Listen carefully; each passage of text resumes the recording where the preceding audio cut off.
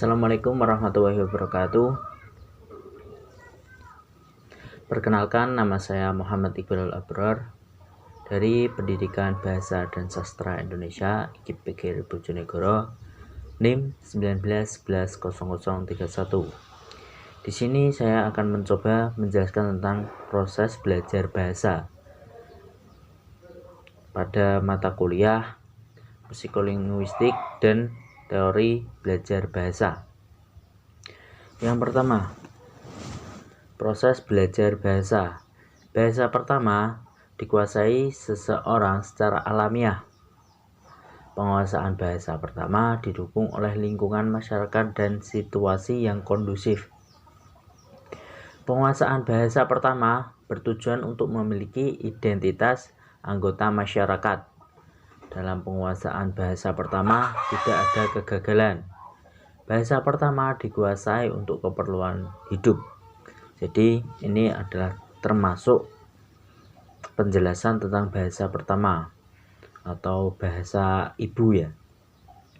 Kita lahir di lingkungan mana, itu adalah bahasa kita yang akan kita bawa keluar. Misal kita sebagai orang Jawa lah, maka bahasa pertama kita adalah bahasa Jawa. Jadi setelah keluar kita belajar bahasa Inggris, kita terapkan bahasa Inggris. Kita belajar bahasa Indonesia, kita terapkan bahasa Indonesia, itu termasuk bahasa kedua. Tapi jika kalian bisa bahasa Jawa, bahasa Indonesia, bahasa Inggris, dan kalian terapkan semua, itu termasuk multi bahasa. Bahasa pertama itu dipengaruhi oleh, yang pertama itu adalah ibu yang mempelajari kita tentang bahasa. Terus lingkungan kita itu seperti apa bahasanya. Misal ibu kita berbahasa Indonesia tapi lingkungan kita berbahasa Jawa, otomatis kebanyakan akan lebih ke bahasa Jawa. Soalnya anak akan lebih terikut atau lebih ikut dengan bahasa lingkungan atau bersosial dengan teman-temannya. Oke, lanjut. Proses belajar bahasa model Krashen. Penelitian Krashen 1976 terhadap proses penguasaan bahasa kedua atau bahasa asing. Orang dewasa menyimpulkan bahwa penguasaan bahasa anak kecil berbeda dengan orang dewasa. Berdasarkan hasil penelitian, Krashen mengemukakan 5 hal teori yang dijadikan dasar oleh peneliti lain. Kelima teori tersebut adalah hipotesis pemerolehan dan belajar bahasa, 2. Hipotesis urutan alamiah, 3. Hipotesis monitor, 4. Hipotesis masukan, dan 5. Hipotesis filter afektif. Ya, ini adalah penjelasan tentang pemerolehan bahasa kedua atau bahasa asing. Biasanya bahasa kedua itu bahasa setelah bahasa ibu atau bahasa lingkungan kita. Kan tadi sudah saya jelaskan kalau bahasa pertama itu adalah bahasa yang kita pelajari atau cara alamiah dari lingkungan kita, dari ibu kita, bukan dari proses belajar kita. Kalau proses belajar kita itu biasanya, kalau kita dari Jawa ya, itu biasanya bahasa Indonesia, terus bahasa Inggris, bahasa Jepang, dan lain-lain. Kalau tempat yang menerapkan bahasa Inggris itu di Pare ya, itu selalu memakai bahasa Inggris. Di lingkungan semuanya memakai bahasa Inggris, jarang yang memakai bahasa Indonesia. Jadi bahasa kedua itu adalah bahasa setelah bahasa pertama atau bahasa yang dipelajari dan dilakukan di sebuah lingkungan masyarakat. Selalu dipraktekkan lah bahasa itu, tidak hanya cukup tahu, tidak, tapi dipraktekkan. Oke, lanjut. Hipotesis pemerolehan dan belajar bahasa adalah hipotesis yang menyatakan bahwa anak kecil dalam proses menguasai bahasa pertama terjadi secara ambang sadar dan bersifat alamiah. Ya, ini yang saya singgung tadi, bahwa bahasa anak kecil itu lebih ke ambang sadar atau tidak sadar, secara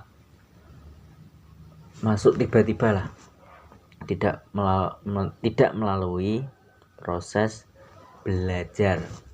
Kalau kita berbahasa Jawa itu kan secara tidak sadar kita sudah memahami. Misal ada kata-kata mek opo to we, itu kan artinya kalau dalam bahasa Indonesia ngapain toh kamu, gitu ya. Kalau misal bahasa Sunda kan beda lagi. Jadi bahasa pertama itu bisa bahasa Sunda, biasanya bahasa Sunda, bahasa Jawa, bahasa lain lah. Biasanya tergantung lingkungannya. Proses ini disebut pemerolehan. Orang dewasa dalam menguasai bahasa kedua atau bahasa asing terjadi secara sadar melalui bentuk-bentuk bahasa dan mewujudkan secara verbal. Jadi bahasa kedua itu adalah bahasa orang dewasa, atau dia mendapatkan sebuah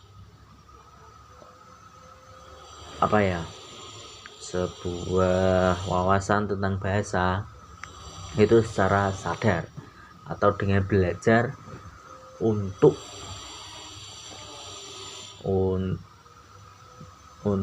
kedepannya itu bisa bermasyarakat lebih luas. Misal kita berbahasa Inggris, tujuannya apa sih? Kalau misal kita mau keluar negeri, kalau kita mau menyeleksi atau mau bekerja sesuatu, itu pasti akan ada seleksi bahasa Inggris.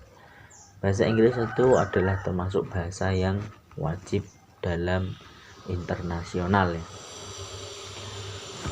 Selanjutnya,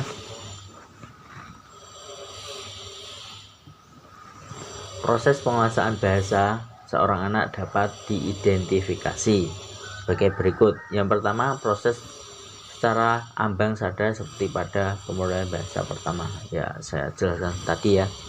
B. Komunikasi terjadi secara alamiah. Jadi komunikasi antara A dan B itu tidak ada unsur keterpaksaan, jadi asal jiplak lah, yang penting nyambung. C. Kaidah bahasa dikuasai melalui kegiatan berbahasa. D. Keberhasilan belajar bahasa pada anak tidak mungkin dihindari. Jadi anak itu harus kita pelajari. Kalau enggak dipelajari tentang bahasa, maka dia akan kesulitan ketika besarnya. E. Pembelajar tidak dapat menyebut aturan tata bahasa. F. Tidak diperkuat oleh pengajaran, uraian tentang tata bahasa, dan tidak ada koreksi, tidak ada tujuan, dan tidak ada yang gagal. Jadi bahasa pertama itu tidak ada yang gagal, semua itu belajar dan belajar, tidak ada pengoreksian. Ya, itu emang mungkin kalau pengucapan R atau apa itu mungkin ada kekurangan tersendiri pada anak kita. Proses penguasaan bahasa orang dewasa dapat diidentifikasi sebagai berikut. Proses ini terjadi pada saat orang dewasa belajar bahasa kedua. Ya, ini adalah bahasa kedua ya. B. Proses terjadi secara sadar dan terjadi internalisasi aturan tata bahasa. Ya, sudah saya jelaskan kalau belajar bahasa kedua itu secara sadar, atau berangkat sekolah itu kan secara sadar. Kita berangkat dengan niat dari hati menuntut ilmu buat belajar bahasa ini. C. Kemampuan yang dimiliki merupakan hasil pengajaran. Jadi kemampuan dari bahasa adalah hasil dari pengajarannya.